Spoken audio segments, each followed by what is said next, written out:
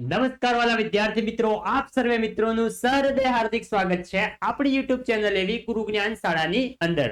તો વાલા વિદ્યાર્થી મિત્રો, આજના વિડીયોની અંદર આજે આપણે ધોરણ 7 વિષય સંસ્કૃત વિષયની અંદર બીજા સેમેસ્ટરની અંદર જે આપણું ચોથું કાવ્ય છે ધરા ગુર્જરી, એ કાવ્યનું સ્વાધ્યાયનું સંપૂર્ણ સોલ્યુશન આજે આપણે આ વિડીયોની અંદર કરવાના છીએ.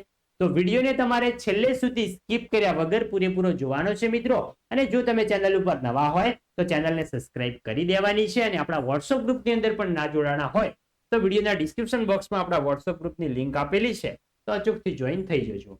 જોઈએ પહેલો, આપેલા શબ્દ સમૂહનું સારા અક્ષરે લેખન કરો અને વાંચવાનું છે. સારા અક્ષરે લખવાનું છે અને વાંચવાનું છે. તો ચલો વાંચીએ.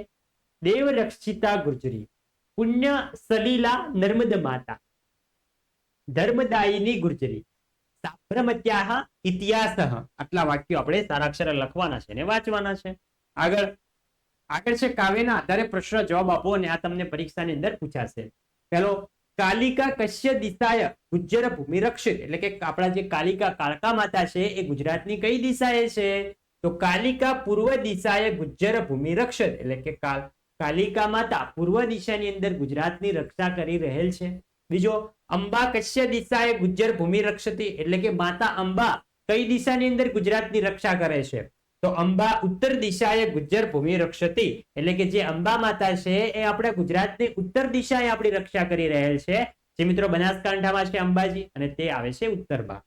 ત્રીજો છે કા પુણ્ય સલીલા અસ્તિ, એટલે કે કઈ પુણ્ય નદી છે? તો આવશે નર્મદા નદી પુણ્ય સલીલા અસ્તિ, એટલે કે નર્મદા નદી જે છે એ મિત્રો પુણ્ય પાણી વાળી છે. આગળ ચોથો છે કશ્યા ઇતિહાસ વિશાલ, કોનો ઇતિહાસ વિશાળ છે? તો આવશે સાબરમત્યાહ નદા, એટલે કે સાબરમતી નદીનો ઇતિહાસ વિશાળ છે. ત્રીજો છે વર્ગખંડમાં તમે જે સ્થાન ઉપર બેસતા હોય તેના આધારે ફકરો પૂરો કરવાનો છે. તમે જે સ્થાન ઉપર બેસતા હોય એ સ્થાનના આજુબાજુ જોઈને ફકરો પૂરો કરવાનો છે. આપણે જોઈએ મમ પૂર્વ દિશા, એટલે કે તમારી પૂર્વ દિશાએ કોણ બેસે છે? અહીંયા ખાલી સમજવા પૂરતા નામ આપેલા છે, બાકી તમારા પૂર્વ દિશાએ જે બેસતું હોય એ તમારા મિત્રના નામ લખવાના છે. તો અહીંયા આવશે કર્ણ. ઉપવિશતિ, પશ્ચિમ દિશા, એટલે કે તમારી પશ્ચિમ દિશાએ કોણ બેસે છે? પૂર્વની તમારી પાછળની દિશાએ કોણ બેસે છે? તો આવશે રમેશ. ઉપવિશતિ, દક્ષિણ દિશાએ તમારી દક્ષિણ દિશાની અંદર કોણ બેસે છે? તો અમારી દક્ષિણ દિશાની અંદર આવશે, જોઈ શકો છો, પંકજ. પછી ઉપવિશતિ જોઈ શકો છો, તમને આપેલું છે. પછી આવશે શંકર. શંકર જે છે એ કઈ દિશામાં આવશે? ઉત્તર દિશાએ ઉપવસતે, એટલે કે આપણે પૂર્વ પશ્ચિમ ઉત્તર દક્ષિણ તમારી કઈ કઈ દિશાએ કયા કયા મિત્રો બેસે છે એમના નામ તમારે લખવાના છે. બેઠે બેઠા આ નથી લખવાના, તમારે જે બેસતા હોય એ લખીશું. આગળ છે ઉદાહરણમાં દર્શાવ્યા મુજબ ખાલી જગ્યા પૂરો. ઉદાહરણ છે ખાલી જગ્યા ઇતિહાસ વિશાળ. બે શબ્દો છે સાબરમતી અને બ્રહ્મપુત્ર. તો અહીંયા આપણા આન્સર થઈ જશે સાબરમત્યાહ ઇતિહાસ વિશાલ. બીજું થશે બ્રહ્મપુત્રાયાહ ઇતિહાસ વિશાલ. એવી રીતે જોઈએ પહેલો ખાલી જગ્યા મહિમા વિશાલાહ.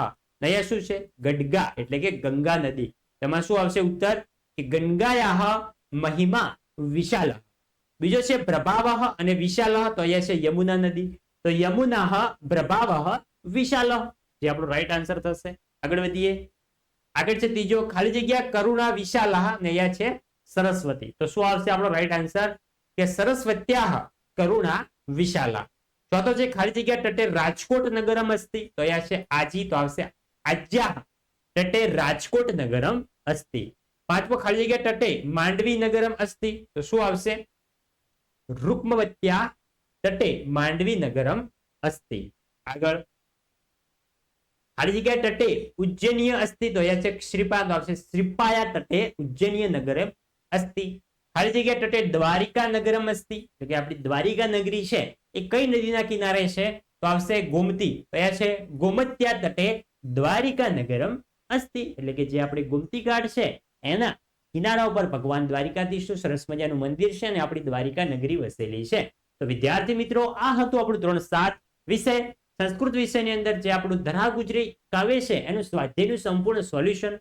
વિદ્યાર્થી મિત્રો, વિડીયો તમને સારો લાગ્યો હોય વિડીયોને અચૂકથી લાઈક કરીને જજો અને તમારા બીજા મિત્રો સુધી પણ શેર કરજો, જેથી કરીને તે પણ સ્વાધ્યાય લખી શકે. મળીશું આવનાર નેક્સ્ટ ઉપયોગી વિડીયો સાથે. ત્યાં સુધી આવજો. જય હિન્દ, જય ભારત.